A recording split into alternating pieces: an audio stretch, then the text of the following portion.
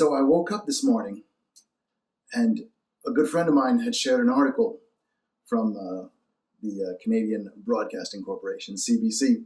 The article is entitled, "Will We Control AI or Will It Control Us? Top researchers weigh in." Rapid AI advances mean we could get superintelligence within the next 5 years. Intelligence which vastly, exceeds or surpasses our own intelligence as human beings. And the article mentions how obviously the good sides of this would be, super medical advances and all sorts of advances which would make life much easier for human beings. But there is a good chance that AI will lead to human extinction. Are we using the technology or is the technology using us? The hadith says, actions are by their intentions. We evaluate actions by their intentions. When we act technologically as human beings, what is our intention? Now, as a teacher, this connects to my own experience. I it's funny because I hated school when I was a young boy and a teenager. But then I never left.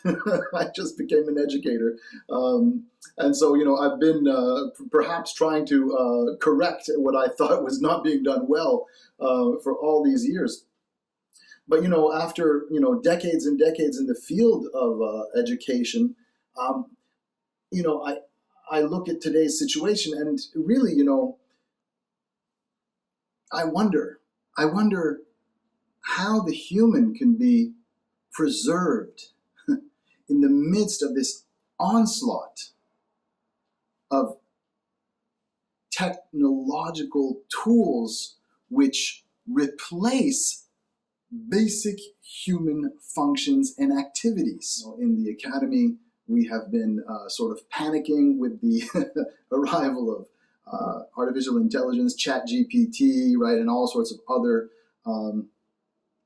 tools which allow students to basically write essays, and the tools are getting better and better and harder to detect, So there's the ChatGPT question, but this is just one of many aspects, right? We've had the also numerous professors from different parts of the world asking students, when's the last time you read a book from cover to cover?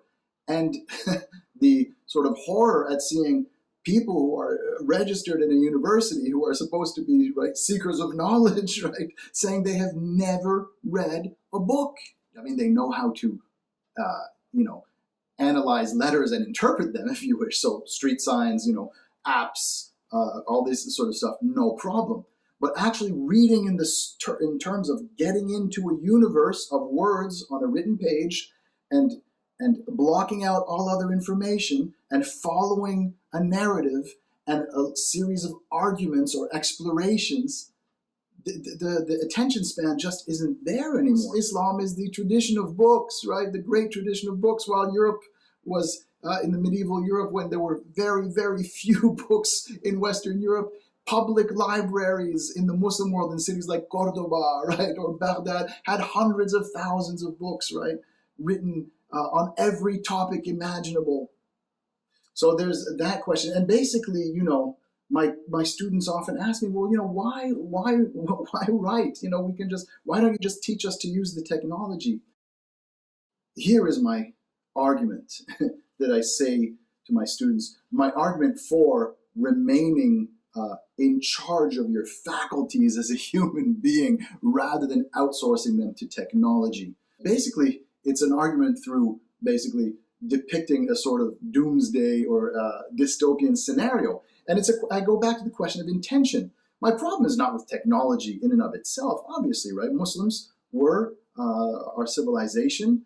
It was the civilization that really jump-started all the scientific and technical innovation which allowed European modernity to take off in a very different direction. A different direction which has led us to where we are now, I should add. But anyway, I ask my questions, what is the end game? We have to ask ourselves, what is the end game, So, all right, so I don't need to learn my multiplication tables, and I don't need to learn to do math myself because I have computers and calculators, or I don't need to cook because when I need something I can just order and it comes right to my door already cooked. I don't need to calculate. I don't need to do math. I don't need to write, right? So I tell the students, I guess you could have your essays written by artificial intelligence, and I could have them graded by artificial intelligence, and then we could just go off and have fun, I guess, and do something else. But what is having fun? At some point in time, you wonder, do I need other humans to have fun, right? You think of this sort of matrix scenario, right? In which at the end of the day, are we going to become, basically sort of bowls of jello, right, sitting in our bedrooms, right? So if I need to fight, right, basic human, right, functions, fighting to defend yourself or defend your family, no, that's done by others or machines or devices or security systems. Okay, no problem. Okay, I don't need to fight. The ways in which I get pleasure. Well, there's artificial intelligence and computers, and it is not far-fetched to imagine a situation in which all of the pleasures you can imagine, you could just get through, having your brain stimulated by various technologies, so that without actually doing anything, you're sitting there and experiencing the taste of chocolate fondue, right? 24 hours a day. You don't need to go out and walk around because your artificial universe is more beautiful, right? You don't need to even, I guess, get married because even the sort of functions that marriage serves can be replaced by technology. So what remains of the human, right? Allah says in the Quran that He created us in the best of forms, right? And that the Prophet Adam, the primordial human, was, right, taught the names of everything. But if we don't name anymore, right, and we don't act in a human capacity anymore because we have things, what remains of the human? We have become, in that scenario, completely dehumanized. And so really, we need to think seriously as Muslims, but also share this thinking with non-Muslims because it is a global issue. So I think we should go back to the things that have been written and said and expressed, right, by people who have been critical of technology around the world for, several centuries. The people we used to laugh at as, resisting technology, right? It turns out perhaps many of their worries and concerns were legitimate. We should be reading, again, going back and looking at what philosophers such as Heidegger wrote about technology. Cambridge professor Dr. Timothy Winter, also known as Sheikh Abdal Hakim Murad, right? In a lecture he gave, which is available on YouTube, and I'll put the link in the description, called Riding the Tiger of Modernity. He's, reflecting on this idea of the Tiger of Modernity as it was presented by right-wing Italian thinker Julius Evola in the 20th century. Can we ride the Tiger of Modernity? This sort of beast of modernity. Can we ride it? Can we dominate it? Right? And Abdal Hakim Murad says, as Muslims, he does not think it is wise to embrace technology or the enormous monster of late modernity.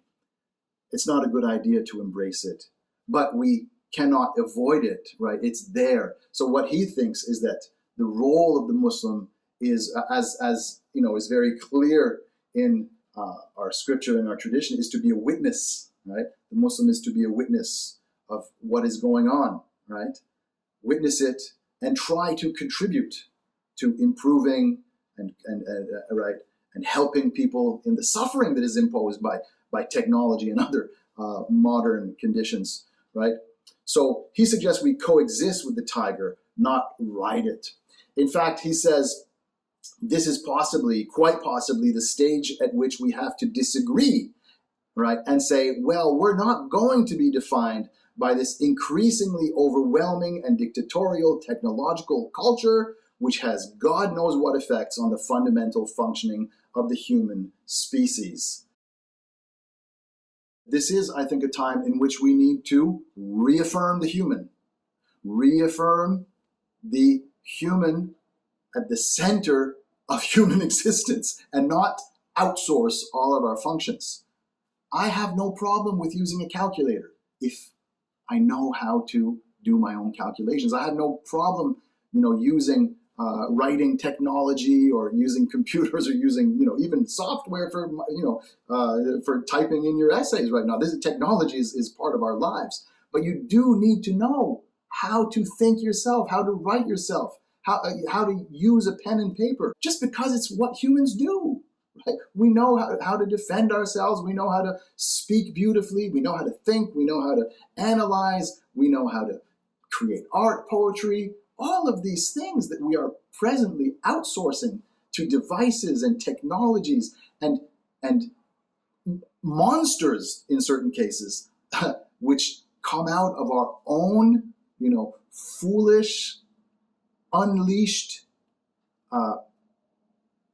seeking of being released from the constraints of being human. Well, we will never be released from those constraints. We have to embrace the human, right? And coexist with the technology and try and turn the tide around as much as we can, right? To at least not be defined by this technology, right? And not let it use us. Use it, right? Appropriately, right? Wisely, critically, with reservation, I think is important. But use the technology. You can't pretend that it's not there, but don't let it use you. This is easier said than done. This is the challenge. And I tell my students, this is the challenge of your generation.